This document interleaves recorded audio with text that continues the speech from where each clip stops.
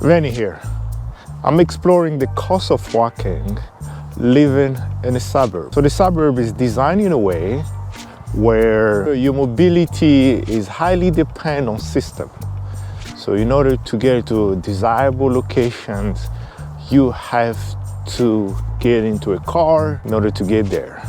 So there's no such a thing as the 15-minute walk living in a suburb. So as you can see, there's no sidewalk. That's the first thing you see. So I'm literally walking on the side of the road. So I am heading to a park.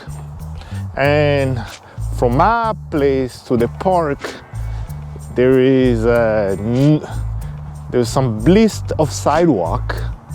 But as we go further, there's going to be a dry zone before. So the park is about 1 miles away from my house. So and there was like a gap where I have to walk somehow on a road on somebody's property in order to access the sidewalk. And I don't know why they never thought about putting the sidewalk.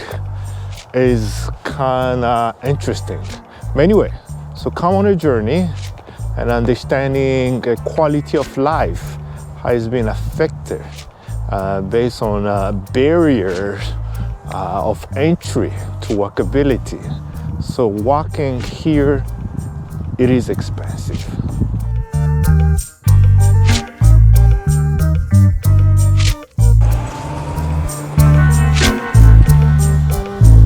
All right, so now I'm at the four-way street and I'm engaged on a little bit of a sidewalk here. As you can see, I'm gonna be on this sidewalk for a little bit, and the sidewalk has a dead end, not at the park, but at midway. So I have to cross on one side of the street to potentially walk on people's property. And you know, the suburban with their property, they get a little bit spicy.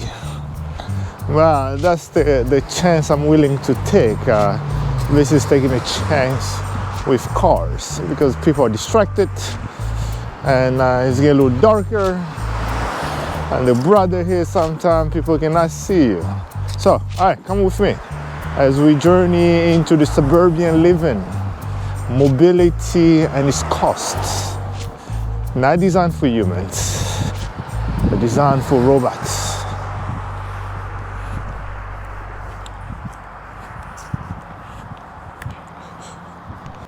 I am coming to the tail end of the sidewalk.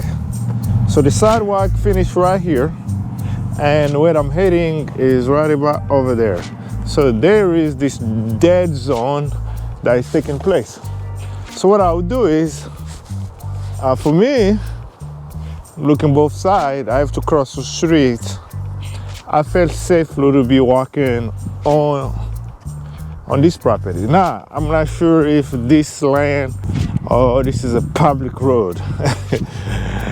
I'll take my chance over being on that crest of danger. So that's kind of a little bit more of, and the park is a little bit of a 0.3 miles away from this little gap. And that's a little bit of the dry zone of the suburbia. It would be nice to carry on the sidewalk all the way to the park, but that's not the case. So I have to be content with the potential walking on people's property for my safety. Otherwise, I had to get my car to drive all the way here and park in order to go walk. What's the point of that?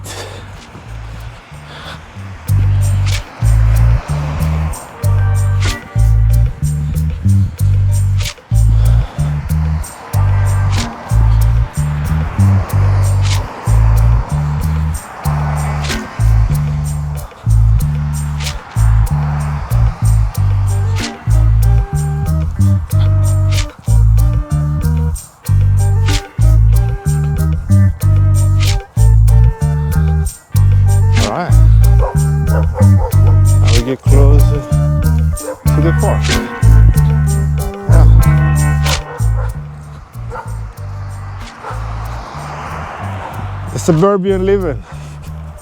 Tell you what, it's not for the beginner. You know, there's all this just to get to walking. I'm literally walking, but it's some slight discomfort to access a walkable and calm space. So sometimes it's almost like life, right? You have to go through the slight discomfort to access walkability. And I know it's getting dark. I'm losing lights every 5 minutes. So, and I've engaged into, I am now on voila, on a trail. So that's what it takes to walk in the suburb.